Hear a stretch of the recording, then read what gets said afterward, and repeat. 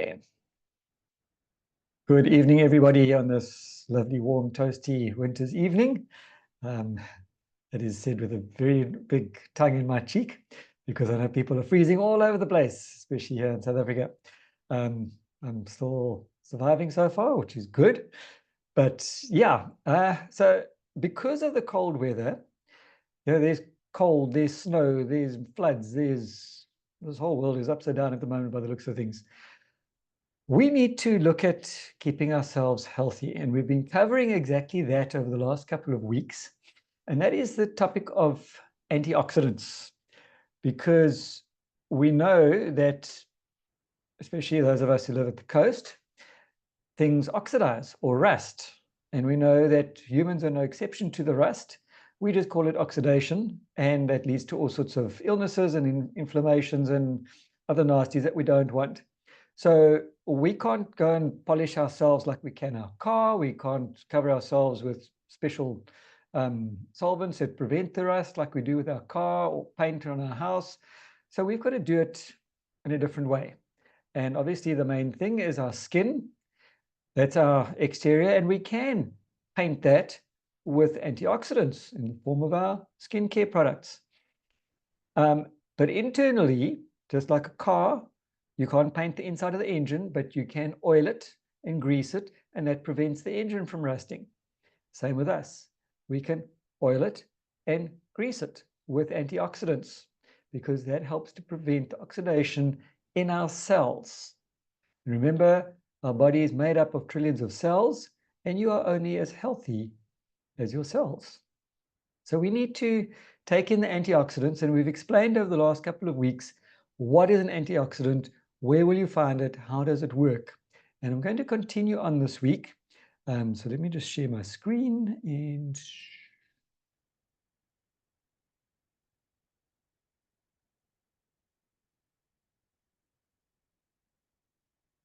good of me, there we go. Right, so we've learned so far that antioxidants aren't just a buzzword, but they are something that we need to use to protect ourselves. But what are the risks with antioxidants? Last week we covered some of the supplements with it and what we've got available as far as supplements are concerned. But sometimes you've got risks with antioxidants as well. So what are those? While antioxidants have loads of potential health benefits, there are a few things to keep in mind about them, particularly if you get yours through supplements. Now remember, not all supplements are the same. Obviously, we are biased towards ours, but with special reason, because ours might be supplements, but they are made from food. And that makes a very, very big difference. Antioxidant supplements could interact with medicines that you're taking for another condition. So please, they always advise, speak to your doctor. If you're taking chronic medication, speak to your doctor. I am going to advise that you actually speak to your pharmacist, because once again, no disrespect to doctors, but your pharmacist knows better what medication goes with what and what supplements could interact with the medication. The doctor, not always so much, unless he has a special interest in that. For example, if you take a blood thinner, vitamin E supplements could boost your chances of bleeding, just like an omega-3. And what happens is, my apologies if I'm starting to stutter a little bit, apparently my connection is not that good, but what happens is that while a blood thinner works like a paint thinner and physically thins the blood, vitamin E and omega-3 don't really thin the blood as such. What they do is they make the platelets less sticky, so there's less risk of clots from forming. But if your doctor has prescribed a blood thinner, and now you're taking things that make your platelets less sticky, you stand the chance of having your blood become too thin and then excessive bleeding internally, not externally, but internally to develop. And that can cause major health issues. So be aware, be careful. If you are on a blood thinner, be very wary of what sort of supplements you're taking. And if you want to get off the blood thinner, work with your doctor and your pharmacist to reduce the blood thinner and increase the supplement. And they will unfortunately need to take a lot more blood tests to test your blood thinness and make sure that there is a healthy balance at all times. If you smoke and you take high doses of beta carotene, your chances of lung cancer go up. Now, I remember Dr. Don Lawson talking about this study that was done many years ago, and they found that people or subjects who were taking the beta carotene and were smokers had an increased chance of lung cancer, and to the extent that they actually cancelled the test or the experiment that was being done. So what they neglected to do was they neglected to use a food source of beta carotene. If they had done that, I think the results could have been significantly better. But they were using a synthetic beta carotene, most of which is made from petroleum byproducts. And that obviously caused a big problem. So if you take a lot of vitamin E, you have a higher chance of prostate cancer and stroke. Again, dependent on the type. A lot of vitamin E's are synthetic. And believe it or not, a lot of natural vitamin E's are derived from crude oil. Crude oil is natural. It's natural gas, natural petroleum. But I don't know about you, but I don't really want to be swallowing Vaseline and other petroleum products and hoping like mad that they're going to have the same effect as wheat germ oil, for instance, which is plant-based. So you can have a natural supplement, but know what is the source of that natural supplement, because high doses of vitamin E that are natural from crude oil is going to cause cancer, along with other problems. Talk with your doctor about all the medications and supplements you take, and they'll help you to make sure that what you take will be safe for you. And from our perspective, I would suggest, because again, I will apologize and say no disrespect to the doctors, but if you mention to your doctor that you are taking a supplement and he wants to prescribe medication, they will almost invariably tell you to stop taking the supplement immediately, which, yeah, you can decide about that. And that's a whole nother debate, which I'm not going to get into on this talk. But my suggestion would be rather ask your doctor, when you prescribe this medication, what foods may I or may I not eat that could clash with this medication? The doctor will immediately be more at rest. He will quite possibly, hopefully, refer you to a dietitian or clinical nutritionist, depending on who they work with. And again, ask the question, what foods may I or may I not have with this prescription medication? From our product perspective, we then have a better idea of what supplements the person can use or not use, because as we know, our supplements are made from food. So now we get to the next topic of eat a rainbow. Not that thing in the sky that happens after rain, but a rainbow on your plate. But why does it matter? And how do you fill in the gaps that you're not getting from that rainbow? And this is information that I got from Dr. Diane Clayton, who is one of our SAB members. Why does fruit and vegetable intake actually matter? There is an overwhelming evidence that the higher fruit and vegetable consumption is associated with a lower incidence of chronic diseases.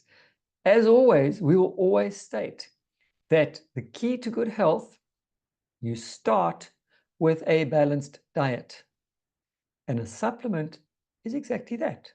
It's in conjunction to your balanced diet. And in my opinion, you only supplement if you are not getting the things that you need from your diet. If you are getting the things that you need from your diet, don't worry about the supplementation.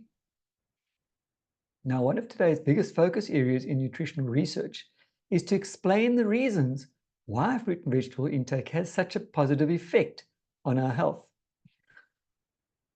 Is it the valuable vitamin and mineral content?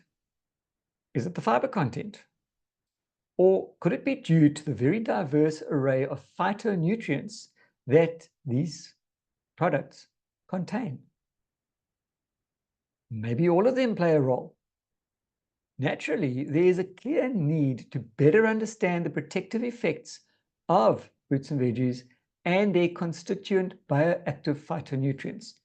Remember, as I've stated over the last couple of episodes, research in nutrition is unfortunately not on the same par as pharmaceuticals simply because of finance, because research is expensive.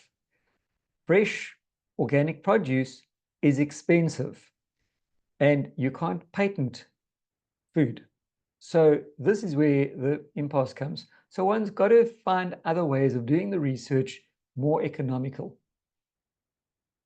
Efforts to increase the fruit and vegetable intake are failing miserably because we all know that we should have a healthy, balanced diet, but are we? Sadly, despite the unanimous health authority recommendations to eat more portions of fruits and vegetables, most of us are far off the minimum target of 5 portions or 400 grams daily set by the World Health Organization, and very far off the target for optimal benefit, because there's the bare minimum and then there's the optimal.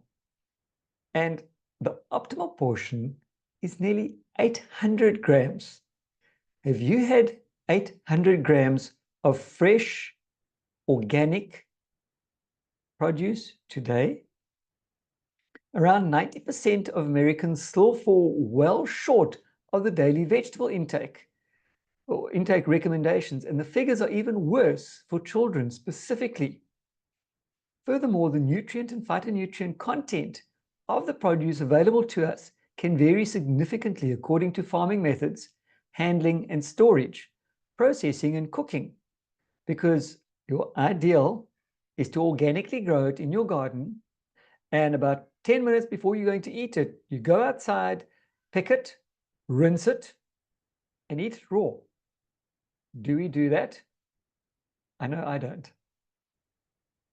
So even if we eat enough produce by weight, 800 grams, we may not be getting enough phytonutrients. So you need to simplify the message and eat the rainbow. To make the message about produce more attractive, various nutrition guidelines and public health promotion messages recommend eating the rainbow, said to mean eat a plate of colorful foods at every possible opportunity. How colorful is your plate on a daily basis?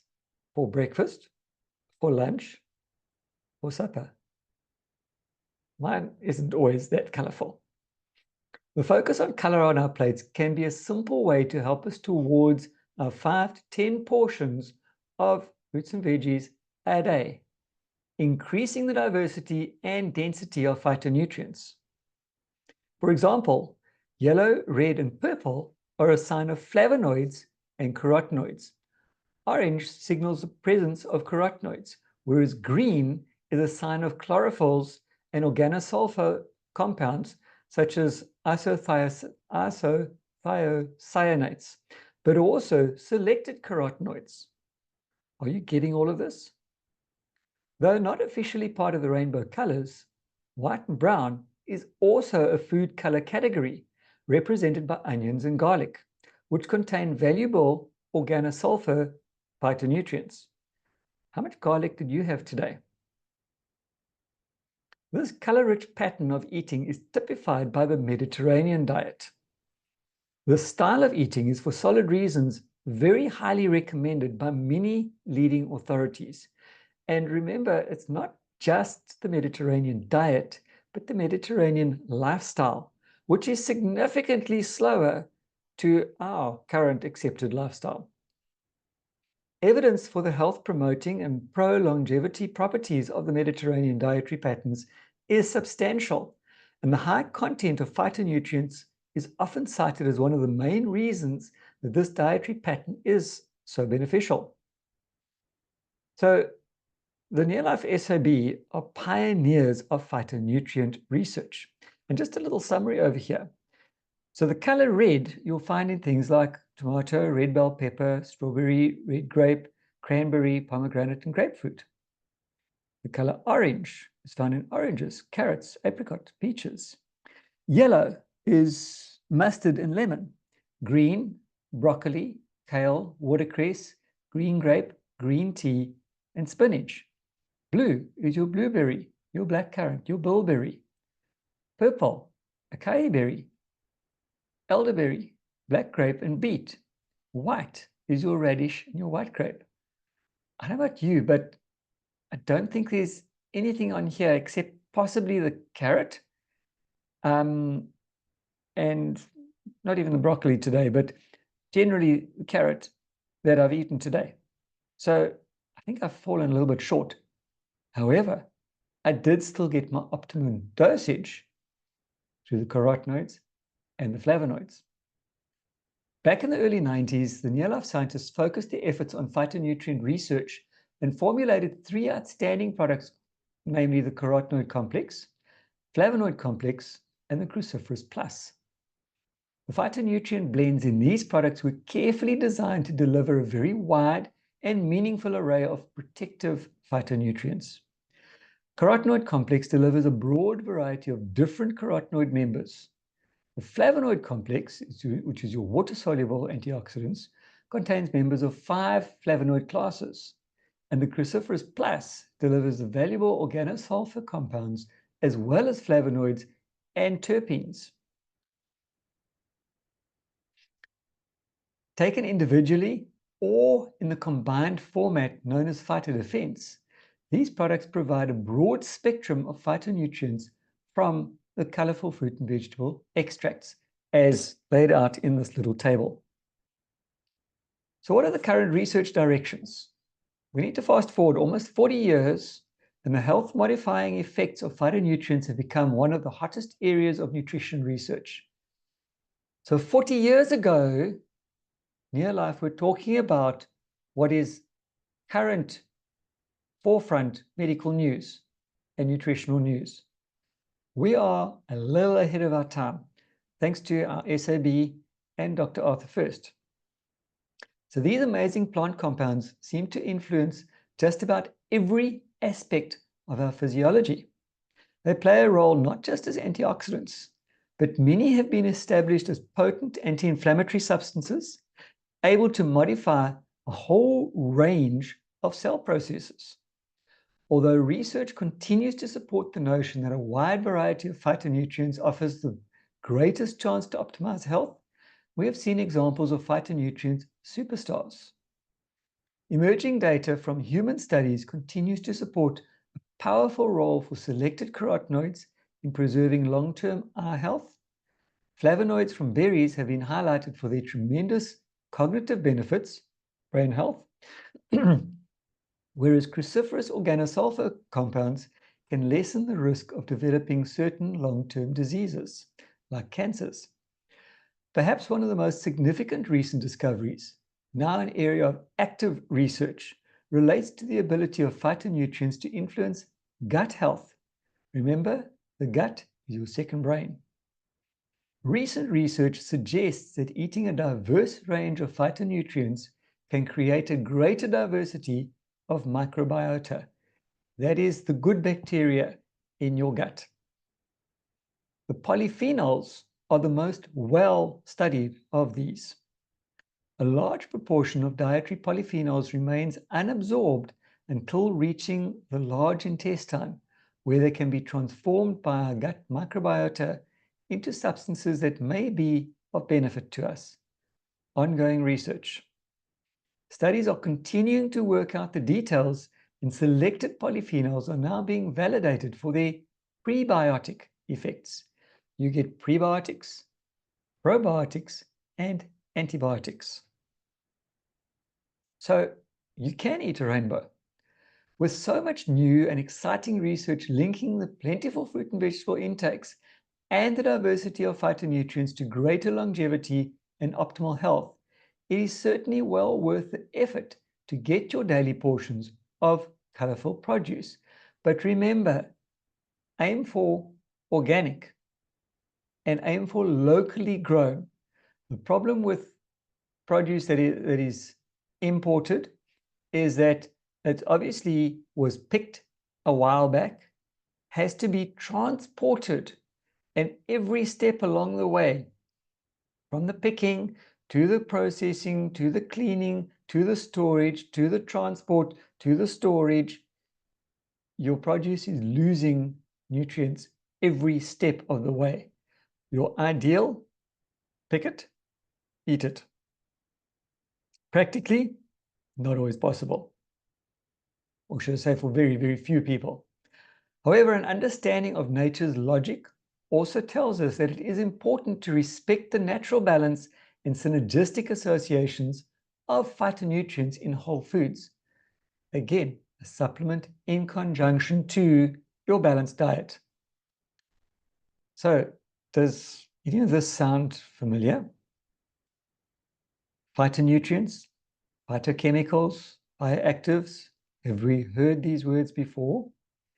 Many thousands of plant bioactives have been identified, and they are classed according to their chemical structure. These natural phyto or plant substances are produced by plants to protect them from predators, pathogens, competitors, or to assist their growth, and as a result gets passed over to us. They occur in fruits and vegetables, but also in things like beans, nuts, grains, herbs, and spices and seeds. Again, are you getting any of these things in your diet every day? Phytonutrients are responsible for the characteristic aroma, flavor, and color of foods. Many are not colored in nature. Well, many are not just colored, but in nature, phytonutrients occur at low levels and work together in synergy. Again, nature loves synergy, loves balance. You will never just find a single vitamin E or a single vitamin B. You will always find it in conjunction. There's the main ingredient plus the trace elements. The best known and best studied examples are the phenolics or the polyphenols, which include the flavonoids and the anthocyanins, the terpenoids, which are carotenoids and phytosterols, and the organosulfur category, which is your garlic and onion, etc. A single plant food may contain thousands of different bioactives. So to put all of that in a synthetic supplement is virtually impossible. I won't say it is impossible, but to be able to chemically reproduce everything as it is in nature is extremely, extremely difficult and probably extremely expensive, which is why it makes sense medically, scientifically, and chemically to actually take the original factory, which is your plant, get rid of all the big stuff like the water and all those other bits and pieces, keep all those nutrients active, put them into a tablet or capsule form in a way that they're not going to biodegrade more or break down more, and produce that and put it into a supplement. It makes significant more sense than trying to figure out what everything is, what can you keep, what can you lose, what can you not use, and make it into a synthetic thing. Again, a little side story. When they were doing research, part of that research was with, it was a little microbe. It's a single cell organism. And what they did was they took these things and they grow them in seawater.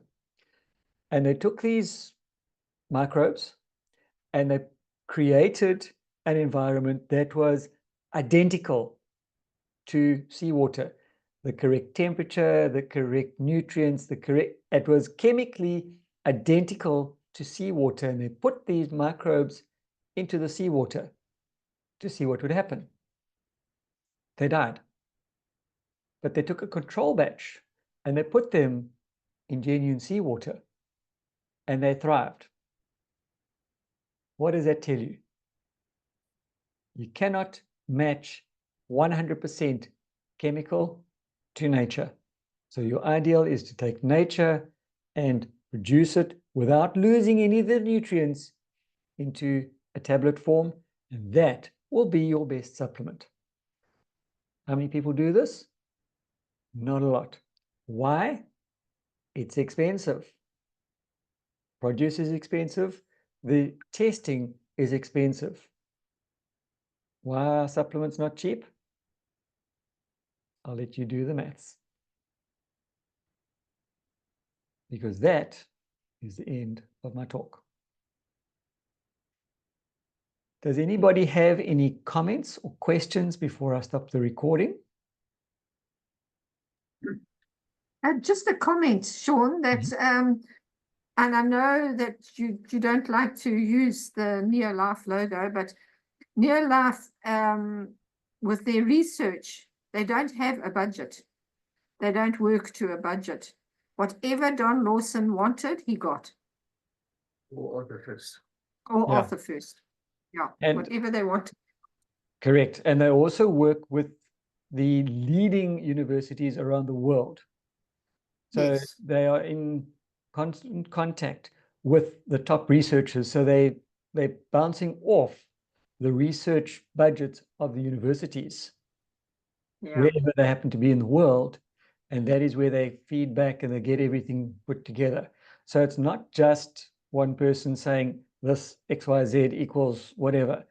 It is the combination of a lot of very intelligent brains that comes together and they summarize, which technically is how a lot of the other research things are done, because they do what they call a meta-analysis. So they take a lot of little individual studies and they sort of summarize them and put them together and they get their data from there and then they work according to that. Okay. Thanks, Sean.